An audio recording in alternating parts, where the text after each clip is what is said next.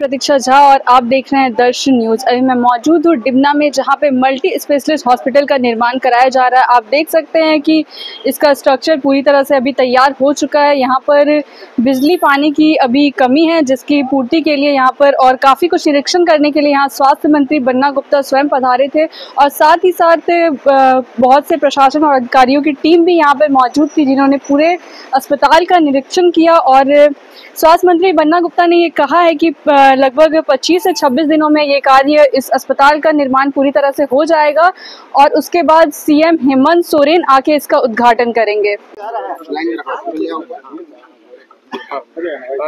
आप आज एमजीएम का निरीक्षण करने पहुंचे, क्या कुछ कब तक चालू होने की संभावना है और क्या कुछ अभी खामियां हैं? देखिए, ये 751 बेड का ये अस्पताल बन रहा है, जिसको हमारी सरकार ने 2020 में अक्टूबर महीने में इसको शुरुआत किया था और 3 साल अभी हुए हैं, जिसमें आपने देखा है कि कोविड का भी कार्यकाल था। इसमें 131 बेड शिशु के हैं और शेष बेड जो हैं 620 बेड वो जनरल बेड है। इसी के साथ साथ यहाँ एक कैथ लैब का भी बिल्डिंग बना हुआ है। हमने इसी में आज एक 100 बेड का क्रिटिकल केयर यूनिट बनाने का भी आदेश कर दिया है, जो काम भी अलॉट हो गया है और ये भी काम मैं उम्मीद करता हूँ कि 10-12 दिन के अंदर वो भी काम चालू हो जाएगा।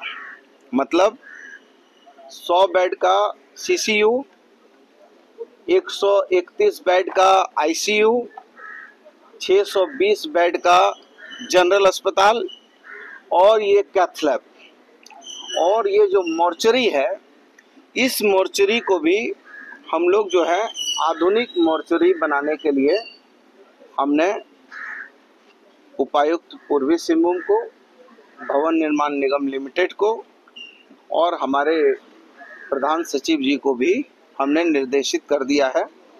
ये मोर्चरी भी अत्याधुनिक मोर्चरी बने, चूँकि ये काफ़ी पुरानी हो चुकी है, तो इसको भी हम लोग जो है अत्याधुनिक मोर्चरी बनाएंगे। और यहाँ कुछ तकनीकी समस्याएं थी, जिसमें इलेक्ट्रिक और पानी का समस्या था, जिसके लिए हम लोगों ने 5 करोड़ रुपया इन लोगों को आवंटित कर दिया है, जिसमें यहाँ जो भी ऐसे काम जो हमारे अस्पताल में रंग रोगन करना है, पाइपलाइन टूटी हुई है, सड़क बनाना है, कहीं कोई और कुछ सुधार के काम करने हैं, तो 5 करोड़ रुपया हमने अनटाइटल फंड के रूप में इनको दे दिया है, जिसमें यहाँ 4 डीप बोरिंग खराब पड़े हैं।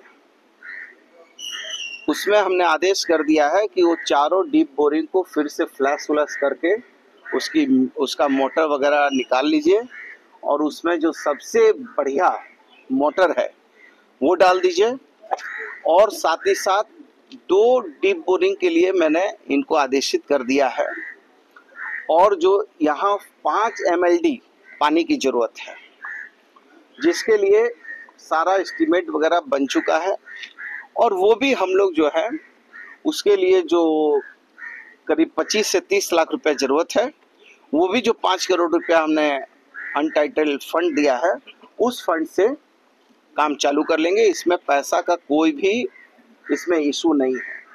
और मैं समझता हूँ कि बिजली भी, अभी हमने PhD के भी अधिकारी थे, बिजली विभाग के भी अधिकारी थे, भवन निर्माण निगम लिमिटेड के भी लोग थे, L&T के भी लोग थे, DC साहब खुद थे और संबंधित जितने हमारे प्रिंसिपल, हमारे सिविल सर्जन और जो भी इसके जो जिन लोगों ने नक्शा वगैरह बनाया है, वो सारे लोग मौजूद थे। तो हम लोगों की बातचीत हो चुकी है और हमारा ये प्रयास होगा कि हम लोग इसको जल्द ही इसको माननीय मुख्यमंत्री जी के कर कमलों से इसको जो है विधिवत इसका ओपीडी वगैरह चालू कर दें।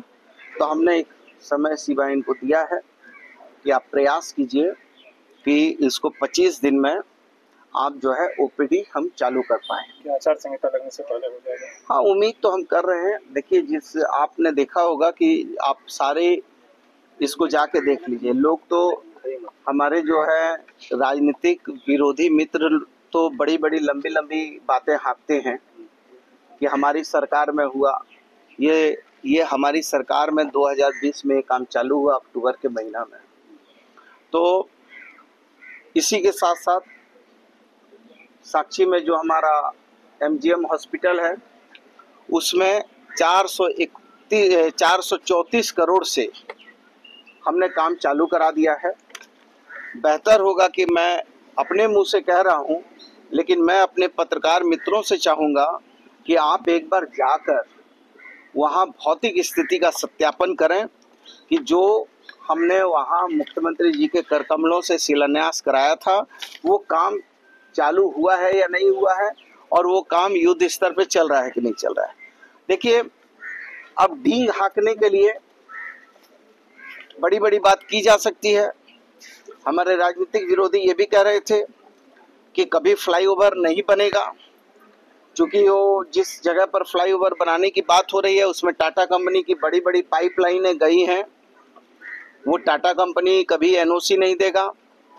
ये लोग गलत कह रहे हैं, गलत डिजाइन बता रहे हैं। जब नीचे में पाइपलाइन बड़ा गया है तो वहाँ खंबा कैसे खड़ा हो जाएगा? आप इसके खुद साक्षी हैं कि काम चल रहा है और युद्ध स्तर पर फ्लाईओवर 471 करोड़ का फ्लाईओवर का काम चालू हो गया है। अब हमारे राजनीतिक मित्रों को, बुद्धिजीवियों को ये समझ में नहीं आ रहा है कि आखिर ये काम कैसे चालू हुआ। चूंकि कहते हैं कि नियत में खोट नहीं है तो परमपिता परमेश्वर रास्ता अपने बना देता है, और यदि आपके नियत में ही खोट हो जाएगी तो रास्ते नहीं बनेंगे। तो हमने सच्चे मन से, सच्चे हृदय से, मानगो की सबसे बड़ी समस्या थी, दो ही समस्या सबसे बड़ी थी। एक था ट्रैफिक का समस्या और दूसरा ये इलाज संबंधी। और मैं समझता हूँ कि 851 बेड का ये सुपर स्पेशलिस्ट हॉस्पिटल यहाँ, और साक्षी में 600 बेड का। तो आपने देखा कि यहाँ पे स्वास्थ्य मंत्री बन्ना गुप्ता, जिला प्रशासन की टीम और एलएनटी की टीम मौजूद थी और उन लोगों के बीच में काफ़ी लंबी वार्ता हुई और उन्होंने कहा कि जल्द से जल्द जमशेदपुर वासियों को एक अस्पताल की सौगात दी जाएगी। ऐसी ही तमाम खबरों के लिए हमारे साथ जुड़े रहे, साथ ही हमारे चैनल को लाइक, शेयर और सब्सक्राइब करना ना भूलें। प्रतीक्षा झा, दर्श न्यूज, जमशेदपुर।